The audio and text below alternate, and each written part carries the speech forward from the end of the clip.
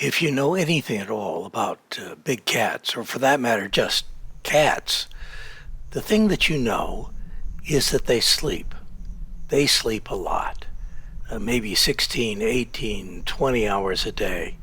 They're asleep. And so when you go out filming lions, and lions are relatively easy to find in the wild, they're likely to be sleeping or just watching the horizon. If lions have eaten recently, it's entirely possible that they won't want to lay on their stomachs. They'll want to lay on their backs. And if they're male lions, there's something interesting about their manes that you can tell. A mature lion, a really mature lion, is likely to have a dark mane, whereas younger lions tend to have a light mane.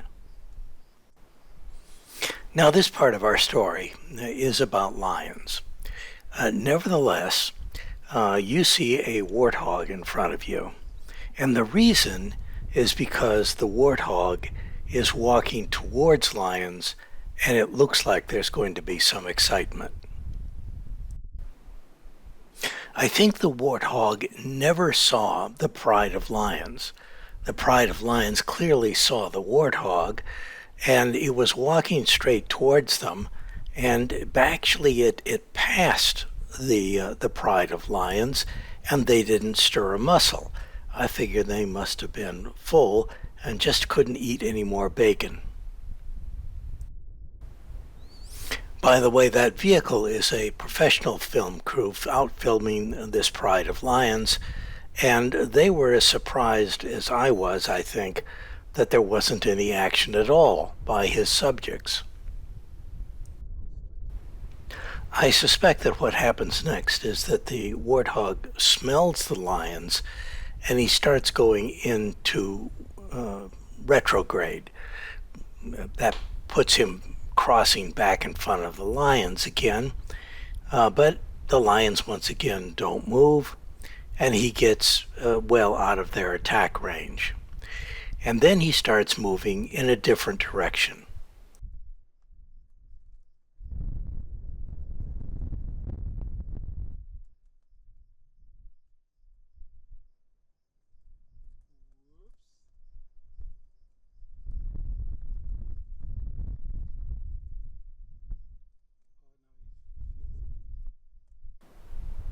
That move in a different direction puts him directly in front of a hyena. But the hyena doesn't go after the pig either. The fact of the matter is, this has got to be the luckiest, stupidest pig in Africa.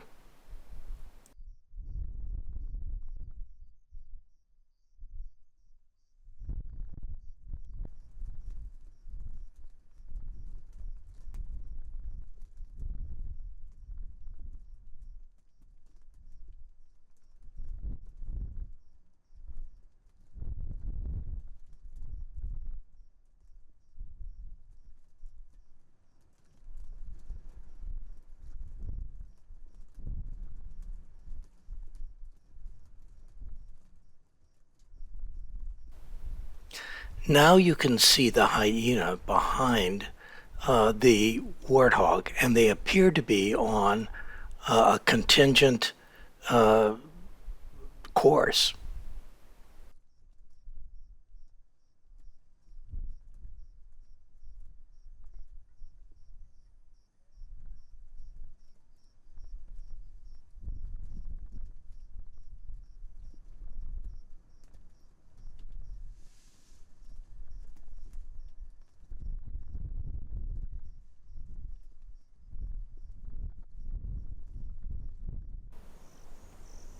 Now, this young lion is sitting up on a termite mound, getting a good view of the world, but there's no pride around anywhere. And if you look carefully at the lion, on its side, I believe you can see what looks like an older wound. The wound seems to be healing, but at one time it was probably pretty bad. But where is the pride?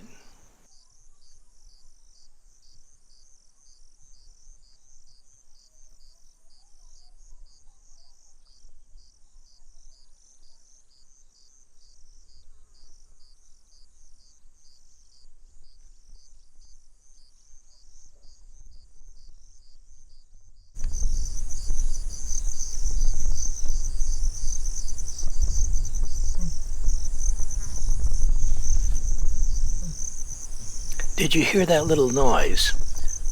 The young lion is making a contact call, probably to the rest of the pride.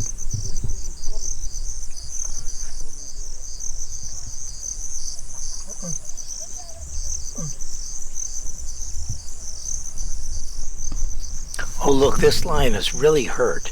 No wonder it's not with the pride. It couldn't possibly be doing any hunting. The pride was coming back through that gully, and this is a picture of the family all together, more or less out in the open.